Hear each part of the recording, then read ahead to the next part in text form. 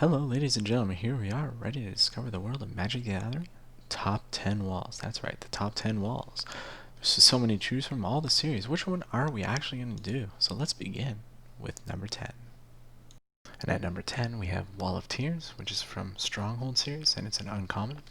It costs 2 mana for the 0/4, which is pretty standard for a wall. It's at number 10 because when it blocks any creatures, return each of those creatures to the owner's hand at the end of combat. It's more of an annoyance than actually being a very good wall. That's why it's at number 10 out of all the walls. That's still one of the best walls, I believe. And I like to say many have been lost to pity. That's pretty fun from Karn the Silver Golem. So like I said, it's at number 10 because more of an annoyance when it comes out. So even any creature that you put out will be blocked in return. Now let's move on to number 9.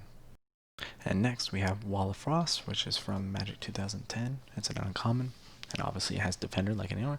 Costs 3 for a 0/7, which is really good when you start pumping creatures by turn 3. And the ability is whenever Wall of Frost blocks a creature, that creature does not untap during its controller next untap phase. Again, with like Wall of Tears, it's more of an annoyance. But 3 for a 0/7 has a lot more defense, which I would recommend, toughness.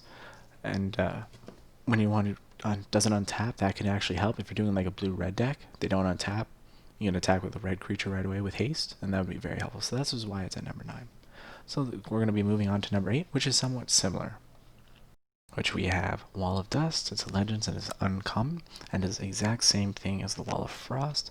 Creatures blocked by Wall of Dust cannot attack during your opponent's next turn. Use counters to mark those creatures. Basically, who needs to do that right now? Cost 3, just like the Wall of Frost, and this is a 1/4, unlike the Wall of Frost, which is 0/7.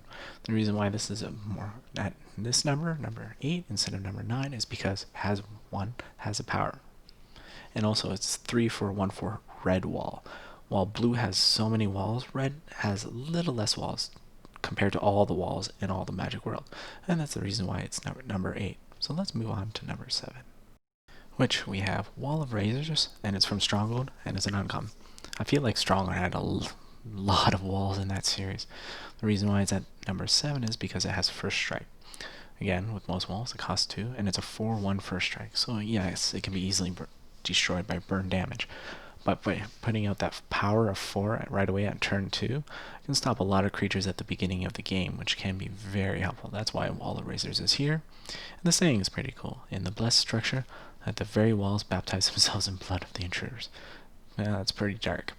Again, I like that 4 for first strike on a wall. That's not as common as it is.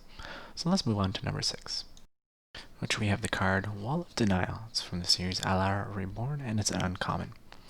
I like this card because it has 0/8, Defender, Flying, and Shroud. Which is very annoying, even though it costs white and blue, so it costs 3 and you need the multicolors. This is more of an, again, annoyance, as I said, with like many of the walls. But it costs 0/8 with Shroud, which can be very annoying, and flying, so it can stop almost all the creatures that come at it with 0/8 third turn. You're going to need to pump up a lot of creatures or counter get something, because this is a Wall of Denial. So ironically, it's denying you to damage the person with Wall of Denial. And it has a cool saying, like I've said before, with many of the cards, it provides what every discerning mage requires. Time to think. There you go, time to think. So you bring this out right, you have time to think about how you're going to play the long game in Magic. So let's move on to number 5. And at number 5, we have Wall of Corpse. It's here because it costs 2 for a 0/2, which is not too bad. But it's the ability, it's destroy target creature blocked by Wall of Corpses, and it costs 1 to sack it.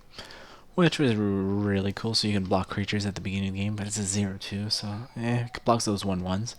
But I like that. It destroys any target creature, so it can be a 15/15 without trample, or with trample, and it gets blocked, and it gets destroyed if you have that one man. I shall make walls of their flesh, and their blood will be the mortar. That's pretty dark again. So there's another card that's going to be moving on to number 4, which is very similar. So let's begin with number 4. And number 4, we have Wall of Souls, again from Stronghold, like most walls, is an uncommon. Its ability is it deals combat damage. It deals that equal amount of damage to target opponent. Similar to Wall of Corpses toward destroying a creature, but it deals damage to an opponent. So I guess totally different. But again, 0/4 for a 2, pretty standard. In its nature, the evil will turn against you on yourself. That's pretty cool. So if you want that 12 to attack you, put that Wall of Souls in its way. That's going to really hurt him. So let's move on to number 3. And at number 3, we have Wall of Limbs. I really like this wall because it says, whenever you gain life, put a +1/+1 counter on Wall of Limbs, which is really cool.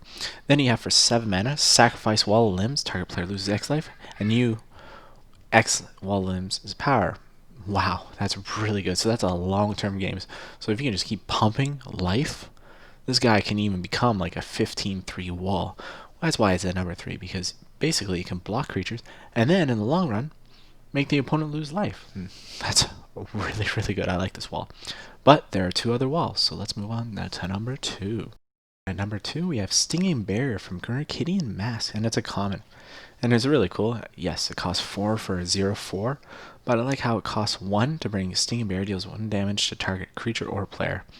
If you have extra mana, this can block creatures as well as just basically sting them. Every turn you can hit them for 1 damage, and that could be very annoying. Hit them 1 damage every turn, then eventually you can kill them. So block and 1 damage. But there's the best and 1 wall at number 1. So let's begin with number 1. And at number 1, the best of them all is Illusionary wall from Ice Age, and it's common. I know you all won't agree with me on this one. I 100% love this wall. This is my favorite wall out of all the walls. Plus, the artwork is from Mark Poole, another great artist from Magic the Gathering. I love his work. Everything he does is just perfect. Has flying first strike, and it's a 7/4, which is really amazing. I absolutely 100% love that. And has cumulative upkeep, which doesn't really exist anymore. Basically, it has cumulative upkeep of 1, so you just 1, 2, 3. You have to pay that at the beginning of your upkeep each round, which can be annoying. But the reason why it's a 7/4 flying first strike, the power is 7. You don't have that with walls. And if you can make walls attack, this is going to be the best one because it has flying too. I 100% love this card, love this wall. And let's just read this saying: let them see what is not there and feel what does not touch them. When there is no longer trust their senses, that is the time to strike. Perfect, exactly. People were like, oh, just a 7/4 flying wall with cumulative upkeep, which doesn't exist anymore. I'm not worried about it. Then you just have walls attack. Boom, that's 7 damage right there. Just, I love it, 100%. So there we go, guys. We have the top 10 walls. And if you continue watching more videos, we'll just keep making more. I hope you guys have a good day and a good evening.